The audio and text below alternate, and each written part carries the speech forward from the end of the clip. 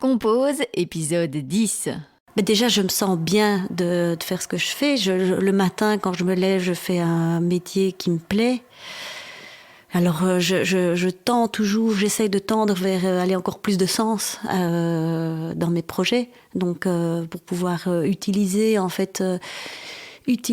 mon métier pour évidemment des éléments qui me parlent encore plus, tout ce dont on vient de parler, et je rêve à illustrer plein de choses utiles pour la société de demain. Et donc, mais en tout cas, je sens que là, j'ai les bonnes cartes en main, moi, pour faire ce que j'ai à faire. Et du coup, j'aime en effet bien en parler à mes enfants. C'est surtout que je pense que c'est tellement, en fait, le métier tel qu'il existe aujourd'hui dans notre société. On travaille, on a cette semaine traditionnelle de 5 jours semaine, etc., où on passe beaucoup de temps finalement.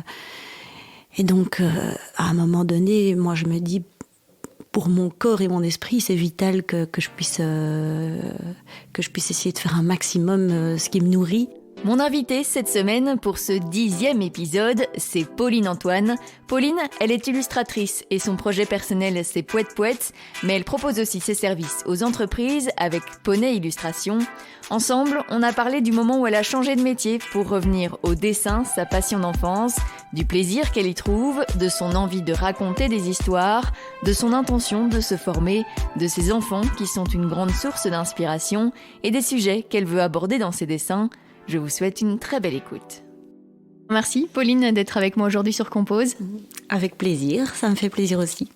Alors donc tu es illustratrice, tu as 2 projets, Pouette Pouette d'un côté, Poney Illustration de l'autre, on va y revenir. Mais d'abord j'aimerais bien que tu m'expliques un peu comment en fait est né ton intérêt pour le dessin. L'intérêt pour le dessin, il est né très très jeune. Je pense que ça vient de mon enfance. J'ai été amenée à dessiner déjà depuis toute petite. Je pense que c'était principalement ma maman qui m'encourageait à dessiner, qui me faisait découvrir du matériel, etc. Par contre, j'ai jamais pris de cours de dessin en particulier, mais j'ai été sensibilisée, je dirais, très très jeune à cette pratique. Après, j'ai eu mon parcours de vie qui fait que je me suis éloignée de ça. Et c'est il y a plus ou moins 3 ans que j'ai décidé assez drastiquement de changer de direction professionnelle. Et après quelques exercices d'introspection, j'ai identifié que l'illustration était un bon outil pour moi pour développer ce que j'avais envie de développer professionnellement. Quel a été le déclic en fait, qui t'a fait, qu'est-ce qui a déclenché cette réflexion ? Je dirais que c'est un accident de voiture avec ma petite fille. On m'est rentré dedans un matin en voiture et il n'y avait rien de grave. Mais c'est vrai que ce jour-là, je me suis dit, mince, j'ai eu un petit choc émotionnel. Et je me suis dit, mince, en fait, j'étais déjà en remise en question professionnelle. J'étais dans toute autre chose, dans de la consultance, management, communication digitale, etc. Et je me suis dit, en fait, j'ai envie de pouvoir parler à mes enfants de mon métier en ayant le sourire, en étant fière de moi et en étant dans la joie. Et c'était pas vraiment le cas. Et donc c'est là que je me suis dit, oh là, je dois vraiment... je peux aussi trouver un métier dans lequel je prends vraiment du plaisir. C'était ça mon guide, voilà, à partir de ce moment-là. Et comment tu es revenue au dessin ? Comment tu as compris que c'était ça que tu voulais faire ? À ce moment-là, j'ai travaillé avec une personne de chez Jobbing Design, qui était vraiment une belle rencontre pour moi parce qu'elle m'a coachée, mais de façon assez informelle en fait. On s'est rencontrés quelques fois. Elle m'a fait faire des exercices d'introspection tout à fait standards qui m'ont permis d'identifier les zones de loisirs, des zones de projets, des choses que j'aime bien, des choses qui m'inspirent à travers des images. Et en faisant ces exercices, j'ai pu identifier que, en effet, ce qui me plaisait vraiment, ce à quoi j'aspirais, c'était d'une part raconter des histoires. Alors ça peut sembler un petit peu simpliste comme ça, mais en fait c'est l'aboutissement d'un long cheminement, d'une longue réflexion. Raconter des histoires et les raconter à travers le dessin. Donc le cumul de ces deux constats m'ont dirigé vers un projet de départ. Je me suis dit, je vais faire de l'illustration. C'était encore assez vague à ce moment-là, donc je me suis dit, je vais faire de l'illustration en misant sur un bon réseau que j'avais développé à l'époque via mes jobs précédents en entreprise. Donc je me suis dit, je vais pas me fermer de porte, je vais travailler pour les entreprises et pour les privés, et puis je verrai bien ce qui prend le dessus. Alors, on dit toujours dans l'entrepreneuriat, quand on se fait coacher, on dit non, il faut choisir. Mais j'avais pas envie de choisir, donc j'ai pas choisi et j'ai toujours pas choisi aujourd'hui. Oui, donc il y a la partie vraiment raconter les histoires des entreprises. Ça, c'est Poney Illustration. Voilà. Comment ça se passe exactement? Qu'est-ce que tu leur proposes? Si je peux résumer grossièrement, je fais un peu le travail que ferait un ou une graphiste, mais de façon illustrée. Ça veut dire que je fais du dessin plutôt que de travailler avec des programmes informatiques de création de design visuel. Pourquoi? Parce que je préfère, parce que le dessin, je continue de le faire à la main, sauf que je travaille avec une tablette numérique et donc ça me permet d'avoir une efficacité toute meilleure pour travailler pour une entreprise, de pouvoir travailler du digital aussi. Et donc en fait, je travaille la communication d'entreprise, mais à travers l'illustration. Donc j'explique avec des dessins et souvent des mots aussi, ce qu'une entreprise aimerait bien expliquer de façon plus visuelle qu'avec un texte ou une image. Shutterstock, pour citer quelque chose de connu, mes dessins remplacent ce type de choix visuel. Et comment c'est vraiment ton réseau en fait qui t'a permis de rencontrer les premières entreprises avec lesquelles tu voulais travailler. Et est-ce que de ton côté, il y a une sélection aussi des entreprises en fonction de leurs valeurs pour que ça s'accorde avec les tiennes? Je pense que la sélection se fait un peu naturellement, en fait, puisque, on peut voir ça aussi avec le métier d'illustrateur, je pense de manière générale, c'est que forcément les gens viennent vous chercher pour votre coup de crayon et donc et ce que vous véhiculez dans vos dessins. Donc forcément, moi, on va pas, je pense, venir me trouver pour du dessin lié à... J'ai pas d'idée comme ça en fait, mais je pense que les gens voient un style, ils voient une patte et ils ont envie de travailler avec cette patte-là. Et donc forcément, ça correspond toujours. Maintenant, c'est vrai que je dois dire que j'ai jamais été déçue d'un travail pour des clients parce que je me suis toujours bien amusée. C'était toujours une découverte.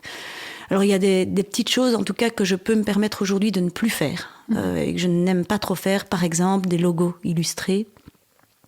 Parce que ça demande quand même beaucoup de travail graphique derrière. Et c'est vraiment pas le même métier.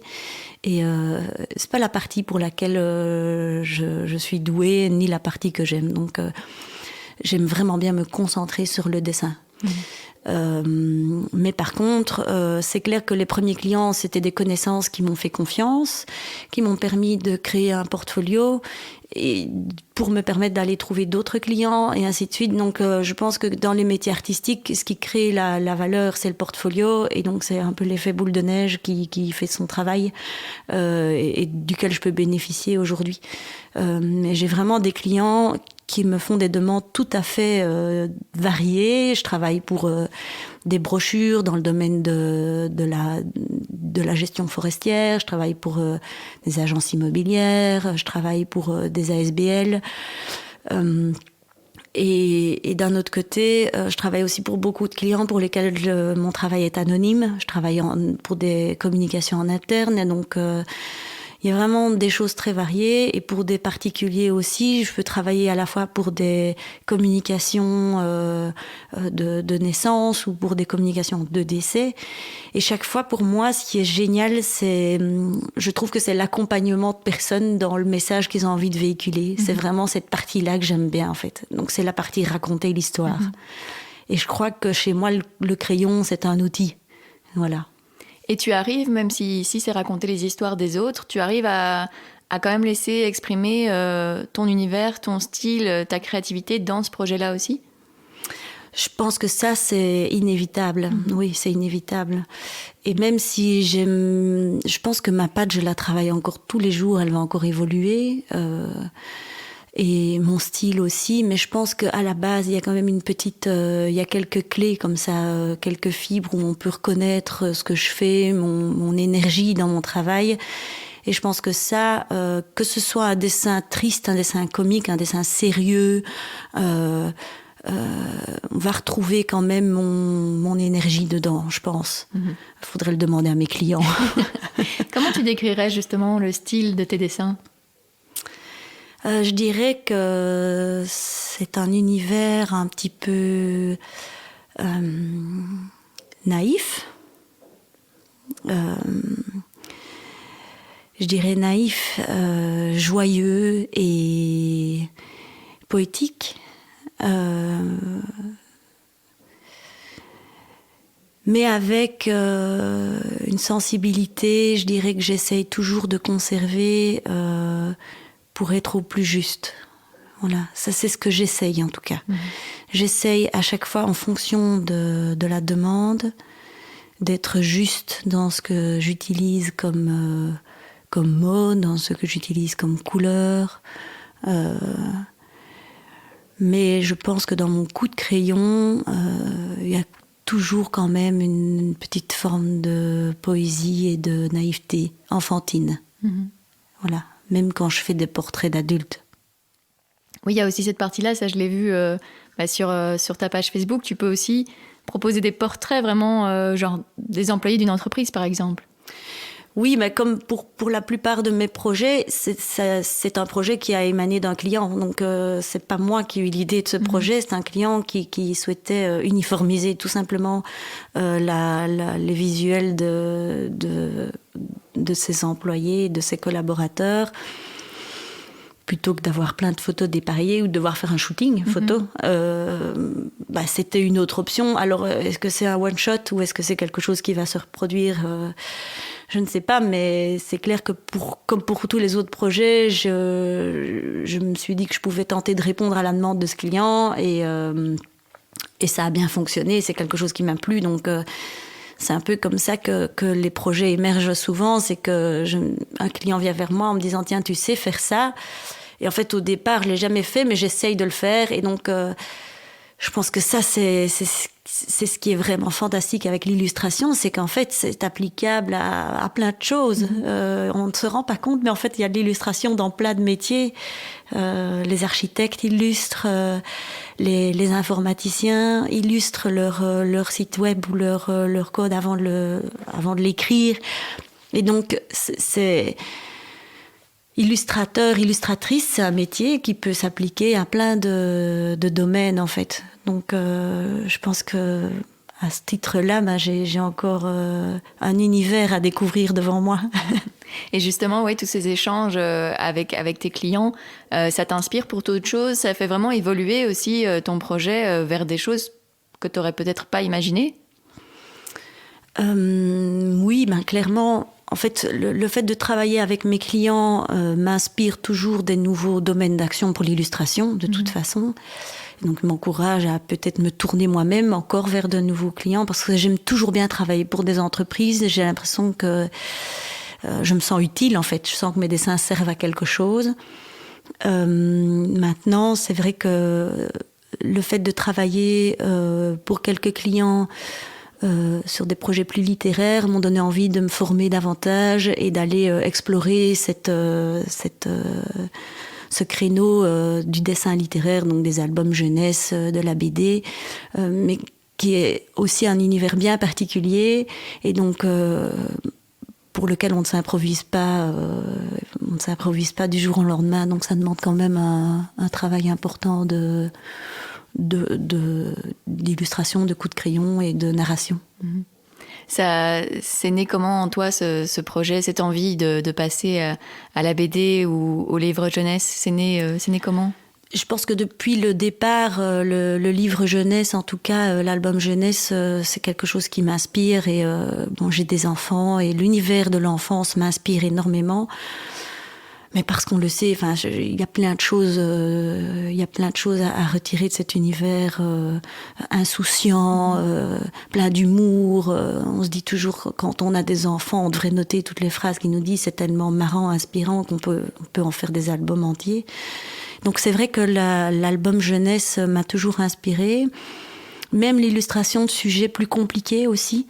Une situation familiale compliquée, la parentalité, la multitude de situations qu'un enfant peut vivre, c'est quelque chose qui m'inspire et que j'ai envie d'illustrer.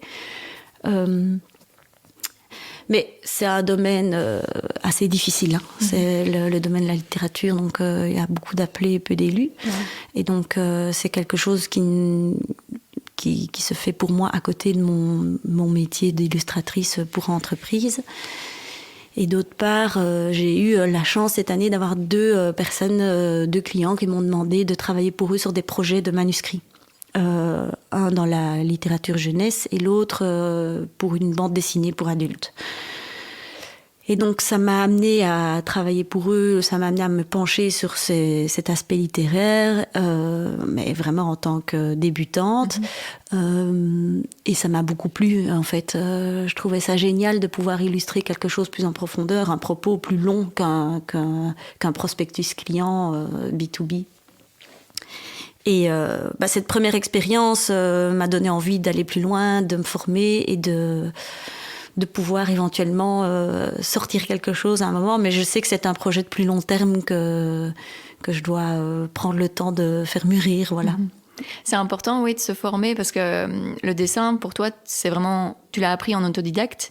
C'est important d'aller un cran plus loin pour la BD en se formant? Je l'ai compris en le faisant, en fait. Je comprends que oui, en effet, je pense que on peut apprendre beaucoup de choses par soi-même. Et l'illustration, je dois dire que je m'en rends compte depuis le début. Et plusieurs amis illustrateurs me l'avaient déjà dit, c'est que c'est l'exercice. En fait, on pouvait dessiner un visage tous les jours, le même visage. Il y aura d'office du progrès dans le dessin. Et donc c'est pour ça que j'ai créé le blog Poète Poète. C'était un peu une contrainte que je me suis fixée pour m'obliger à m'exercer et quitte à être un peu nulle au départ, mais à voir mon coup de crayon progresser. Je peux le constater en fait, donc ça fonctionne vraiment. Mais d'un autre côté, le milieu littéraire, autant pour la communication d'entreprise, je me sentais assez légitime parce que j'ai des bases, j'ai une formation en communication, j'ai travaillé beaucoup en entreprise, donc je connais les clés marketing et de communication pour pouvoir être juste et pertinente dans le dessin. Mais pour le littéraire, y a plein de bases que je ne connais pas en termes de narration, en termes de dessin, de création, tout simplement les cases d'une BD, comment dessiner un corps, comment écrire une histoire en 6 cases. Et je pense que là... une formation, ce n'est jamais inutile. Ça nourrit l'esprit de toute façon. Après, la façon de se former, moi je sais que j'aime bien me former avec des gens, avec une personne en face de moi, parce que c'est la façon que j'ai d'être la plus assidue. Mais je pense qu'aujourd'hui, il existe un tas de formations en ligne, il existe des livres pour se former, donc... à chacun de faire un peu son shopping là-dedans, mais en fonction de sa méthodologie privilégiée, quoi. Voilà. Mais c'est clair que je pense que, moi, la formation, c'est quelque chose que je pourrais faire jusqu'à la fin de ma vie. Oui. Tu parlais du blog Poète Poète. Voilà, là, c'est les histoires que tu racontes, mais pour toi, pour les autres, mais en tout cas pas pour des entreprises, etc. Tu veux raconter quoi ? C'est quoi ce dont tu veux parler ? Un peu plusieurs choses en fait, mais je dirais tout ce qui me passe par la tête, mais c'est pas vrai parce qu'il y a beaucoup de choses que je n'ose pas dessiner encore. Par exemple, j'oserais pas dessiner encore sur mon blog des sujets plus touchy. Je me sens pas encore assez à l'aise. Je pense que... Tu entends quoi par sujet touchy ? Je pense à des sujets d'actualité comme le terrorisme, les réfugiés, des procès en cours, des enfants maltraités, enfin voilà, des faits, que ce soit des faits divers ou des sujets plus de fond qui me touchent beaucoup. J'ai encore un peu de mal à travailler ces sujets-là dans un seul croquis parce que ça demande vraiment d'avoir le crayon juste pour être... parce qu'il peut y avoir toujours plusieurs interprétations d'un dessin. Et donc, voilà, je pense que là, il faut quand même un sacré coup d'œil et quand même une bonne expérience pour arriver à toucher des sujets comme ça sans être à côté de la plaque, voilà, et pas se gourer, quoi. Mais ou alors il faut oser se gourer, peut-être, voilà. Peut-être je suis pas encore prête à me gourer sur ces sujets-là. Mais t'as des dessins qui sont quand même assez engagés aussi sur la cause environnementale, les animaux. C'est important de partager ce genre de choses-là aussi ? Oui, parce qu'en fait, c'est vrai que ces sujets-là me touchent beaucoup. J'y trouve de l'inspiration. Et donc, j'ai envie de les aborder. Beaucoup plus, en fait. J'aimerais les aborder tout le temps. Mais je trouve que la difficulté en les abordant, c'est de ne pas être dans la leçon de morale, ni dans le jugement. Voilà, j'ai envie d'arriver à prendre soin, de ne pas être là-dedans, mais de juste proposer quelque chose qui soit une ouverture au débat, en fait. Voilà. Et ça, c'est un peu... C'est pour ces raisons-là que parfois je me retiens de le faire. Et parfois je me dis, ok, cette fois-ci je le balance et puis on verra bien ce que ça donne. Mais c'est clair que ce sont des sujets que j'ai envie d'aborder beaucoup plus. Aussi le féminin, le féminisme, la question des genres, voilà, la question scolaire, la question de l'éducation sont des questions qui me taraudent énormément et que j'ai envie de pouvoir illustrer, mais ce sont justement des dessins qui demandent un peu plus de réflexion pour que ce soit des dessins justes. Voilà. Et donc en attendant, j'aborde des sujets qui me traversent l'esprit et qui sont peut-être plus légers, mais qui, je pense aussi, parlent à certainement toute une tranche de la population, des parents, voilà, des mamans, parfois aussi plus des gens qui sont tout simplement dans une profession. Voilà. Puis il y a plein d'idées qui me viennent tout simplement, qui n'ont rapport avec pas grand-chose, mais qui m'inspirent. Les objets de mon quotidien m'inspirent en fait. Tout ce qui m'entoure dans la maison, tout ce qui m'entoure dans l'environnement, dans la nature. Et ce que j'aime, c'est pouvoir donner vie à ces objets auxquels on ne prête pas d'attention au quotidien. Et donc, je vais avoir envie de mettre un visage sur un sapin, de donner la parole à un bourdon ou de donner la parole à un WC, voilà. Et tes enfants t'inspirent aussi beaucoup, tu le disais tout à l'heure ? Oui, évidemment. Ça, c'est clair que c'est une inspiration quotidienne. J'ai pas assez de temps pour illustrer tout ce que je pourrais illustrer les concernant, parce que je pense que n'importe quel parent pourrait dire, c'est vraiment, on pourrait en noter tous les jours des tas de petites situations inspirantes et humoristiques qui peuvent arriver, ou pas humoristiques d'ailleurs. Je pense que c'est ma façon en moi de raconter ce qui peut-être se passe dans un quotidien tout à fait banal de plein de familles, de mères qui travaillent, voilà, de mamans, de papas, dans une société actuelle qui est celle qu'on a en pleine évolution, et j'essaie d'avoir dans mes dessins un peu ce regard, cette petite prise de recul. Mm-hmm. Et il y a un dessin dont je me souviens, tes enfants apparaissent déjà souvent, et là, tu leur disais que voilà, ton travail, c'était le dessin, et ils étaient là, waouh, c'est trop cool, maman. Aujourd'hui, t'es fière de leur dire, voilà, ça c'est mon travail, c'est ce que je fais aujourd'hui, t'es fière de leur en parler ? Oui, franchement, oui. Mais déjà, je me sens bien de faire ce que je fais. Le matin, quand je me lève, je fais un métier qui me plaît. Alors, je tends toujours, j'essaye de tendre vers aller encore plus de sens dans mes projets. Donc, pour pouvoir utiliser, en fait, utiliser mon métier pour, évidemment, des éléments qui me parlent encore plus, tout ce dont on vient de parler. Et je rêve à illustrer plein de choses utiles pour la société de demain. Et donc, mais en tout cas, je sens que là, j'ai les bonnes cartes en main, moi, pour faire ce que j'ai à faire. Et du coup, j'aime en effet bien en parler à mes enfants. C'est surtout que je pense que c'est tellement, en fait, le métier tel qu'il existe aujourd'hui dans notre société. On travaille, on a cette semaine traditionnelle de 5 jours semaine, etc., où on passe beaucoup de temps finalement. Et donc, à un moment donné, moi je me dis, pour mon corps et mon esprit, c'est vital que je puisse essayer de faire un maximum ce qui me nourrit. Et ce qui nourrit par ailleurs les autres, alors tant mieux si ça peut être le cas. Dans tes dessins, il y a aussi beaucoup d'humour. C'est important pour toi d'avoir cette touche d'humour ? Ou c'est naturel en fait? C'est important, oui, je pense que ça fait partie de ma façon de communiquer les choses. Ça fait partie aussi, je pense que ça fait partie de mon éducation. Donc il y a toujours eu de l'humour dans mon noyau familial. Même dans des situations extrêmement dramatiques, difficiles à vivre. Et donc je pense qu'il y en a...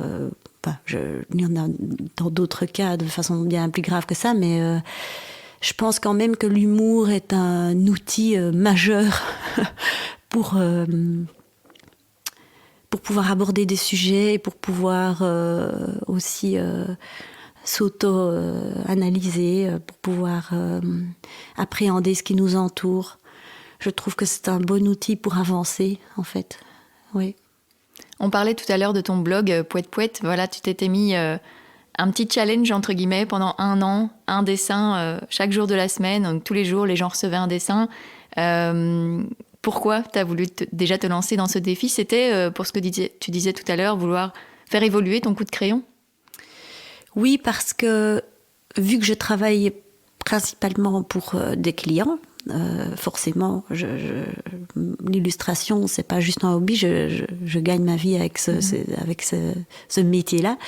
Et donc, en gros, ça me prenait tout mon temps, et toujours aujourd'hui, ça me prend tout mon temps de travailler, de faire ces illustrations pour mes clients. Et du coup, j'avais plus de place, j'avais pas encore trouvé la place pour faire des dessins qui émanaient de moi, donc des dessins plus personnels avec des sujets que j'avais envie d'aborder, avec le ton que je souhaitais utiliser. Et je me disais depuis un certain temps que j'avais envie de trouver de la place pour ça, mais je savais que sans me fixer une espèce de cadre ou de contrainte, j'allais pas prendre le temps de faire ça, parce que voilà, la vie après suit son cours, la vie de famille, la vie professionnelle et tout ça. Et donc l'idée de Poète Poète s'est sortie de là en me disant si j'ai une forme d'engagement moral vis-à-vis d'un petit public intéressé, je sais que j'aurai plus d'assiduité et j'aurai la motivation nécessaire pour remplir le contrat moral que j'ai avec ce petit public-là. Et donc c'est comme ça que ça a commencé, et ça a fonctionné parce que je savais bien qu'en m'exerçant plus, j'allais progresser. Et je peux vraiment faire le constat à la fin de cette année de Poète Poète. Donc j'ai arrêté en juin, je me suis donné 2 mois de vacances pour ce projet-là, parce que c'est quand même très énergivore. C'était quand même tous les soirs pendant 1 an préparer ce petit dessin. Et au-delà de ça, au-delà d'avoir l'idée de le préparer, c'était aussi le mettre en ligne. Et donc c'était mon conjoint qui était quand même pas mal sollicité. Et puis partager, utiliser les réseaux sociaux, etc. Donc c'est quand même assez énergivore. Donc j'ai décidé de continuer parce que ça me plaît, et je pense que Je pense que j'ai encore quelque chose à faire à ce niveau-là, mais avec un rythme un peu moins soutenu, pour me permettre de faire des choses aussi parfois qui demandent un petit peu plus de réflexion dans le dessin. Mais tu avais l'inspiration chaque jour pour un dessin ? Il faut croire.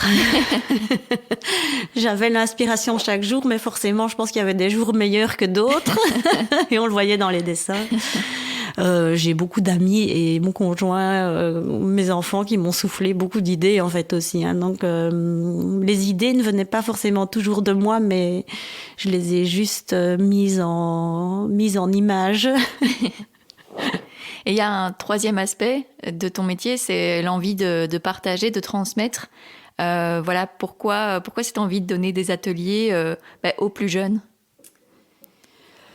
J'ai envie de travailler avec des jeunes parce que je les trouve cool, ils m'inspirent, ils ont peut-être moins de barrières que nous les adultes, moins d'enjeux. Et donc, je dirais que c'est agréable de partager un moment déjà avec des plus jeunes. Et puis je me dis que j'ai envie dans le milieu, en tout cas scolaire tel que je le connais, traditionnel, de pouvoir offrir cette petite bulle artistique qui n'existe pas encore toujours forcément dans le cursus scolaire traditionnel. Donc pour moi, c'est une façon aussi de donner du goût, le goût du dessin aux enfants. Mais au-delà du goût du dessin, c'est plutôt déjà développer le sens de l'observation. Puisque illustrer, c'est ça en fait. C'est observer le monde qui nous entoure et le traduire en images. Et donc développer le sens de l'observation, l'imagination aussi, de pouvoir dessiner une pomme telle qu'on la voit, mais aussi pouvoir la dessiner comme on a envie de la dessiner, comme on imagine qu'elle pourrait être, et développer le sens de l'humour à travers le dessin. Je pense que d'une part, ça peut faire du bien d'avoir cet espace hebdomadaire de création. Et puis ça peut aussi inspirer des enfants à choisir leur voie tout en se donnant l'opportunité de rêver, voilà, puisqu'on n'a pas toujours... De mon parcours scolaire, je sais qu'on a envie, mais on n'a pas toujours la possibilité. Donc voilà, pour moi, c'est offrir une petite bulle. Et donc j'espère qu'à travers des ateliers que je propose, ça peut inspirer certaines jeunes pousses. Tu es contente, tu es reconnaissante, toi, justement, dans ton enfance, d'avoir eu cette liberté de création ? Oui, tout à fait, mais je pense que c'est... En fait, je pense que c'est surtout un chemin qui se fait naturellement. Alors, je pense que j'ai toujours été attirée par ça, probablement. Probablement que mes parents étaient aussi certainement attirés par tout ce qui était créatif de manière générale, que ce soit dans le textile, dans le dessin, dans la musique, dans la danse. Et donc je pense que quand on baigne un peu là-dedans, quand on est enfant, ça laisse forcément des traces. Il y a une espèce de graine qui est déjà un peu plantée. Maintenant, je pense que du coup, ça... on n'a pas forcément ça dans toutes les familles, parce qu'on n'a pas forcément des parents qui ont ce goût-là ou qui ont ce temps-là, ou enfin je ne sais pas, naturellement ça ne se fait pas. Du coup, je pense que oui, des ateliers comme ça peut être l'occasion de donner l'envie et d'ouvrir les yeux là-dessus. Quand tu étais petite, tu t'imaginais que devenir dessinatrice et illustratrice, c'était possible ? Quand j'étais petite, forcément, oui, certainement. Je me souviens pas, mais quand on est petit, on s'imagine toujours être ce qu'on a envie d'être. C'est quand on devient plus grand qu'on ne se l'imagine plus, en fait. C'est ça le malheur. Hein, c'est pour ça que il faudrait peut-être que les ateliers, on les propose à des plus grands, en fait. Mais après, non, je pense que oui, je pense que là, je fais vraiment le métier, un des métiers dont je rêvais quand j'étais petite, oui. Moi, j'aurais pu rêver de plusieurs autres métiers qui m'auraient fait autant de bien, mais celui que j'ai choisi ici, j'ai la chance de pratiquer et qui me permet de gagner ma vie, surtout, parce que faut être réaliste aussi. Je pense que là, oui, je me sens alignée avec ça, oui. Et alors, la prochaine étape, c'est vraiment ce projet de livre pour enfants ou de bande dessinée. C'est vers ça que tu veux aller ? Au-delà de poursuivre mes activités pour les entreprises et pour les particuliers, oui, j'aspire vraiment à consacrer du temps cette année à un projet littéraire. On verra bien encore quelle tournure ça va prendre. Je me laisse souvent porter par ce qui arrive sur mon chemin, mais c'est vrai que j'espère pouvoir sortir quelque chose de littéraire dans l'année qui vient, dans les années qui viennent. Je vais te poser la dernière question du podcast. C'est qu'est-ce que tu aimerais oser faire et que tu n'as pas encore fait, que ce soit professionnel ou personnel ?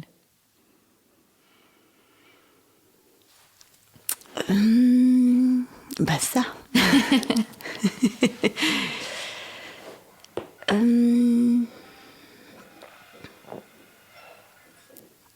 Il y a des tas de choses en fait que j'ai pas encore osé faire, mais je dirais que pouvoir travailler, pouvoir voyager et poursuivre mon projet en travaillant et faire un grand voyage à vélo avec mon conjoint et mes enfants en continuant mon activité. Ça, c'est quelque chose que j'ai pas encore osé faire, mais que j'aimerais beaucoup faire. Voilà. Voir des choses ailleurs que dans mon environnement proche, mais continuer de faire ce métier sur la route. Voilà. Super, merci beaucoup. Merci à toi. Merci Pauline d'avoir accepté mon invitation. Je vous mets quelques liens pour découvrir son univers dans les notes de cet épisode. C'était donc le 10e, alors si ce n'est pas encore fait, vous en avez 9 autres à découvrir, avec Maya, PE, Charlotte Munzer, Quentin Delitfuit, Sophie W, Géraldine Rémy, Valentine Jongen, Fanny Pierre et Joanne. Écoutez-les, partagez-les, parlez-en autour de vous. Et si vous voulez soutenir Compose financièrement, c'est possible via Patreon. Tous les liens sont dans les notes de cet épisode. Je vous dis à très bientôt.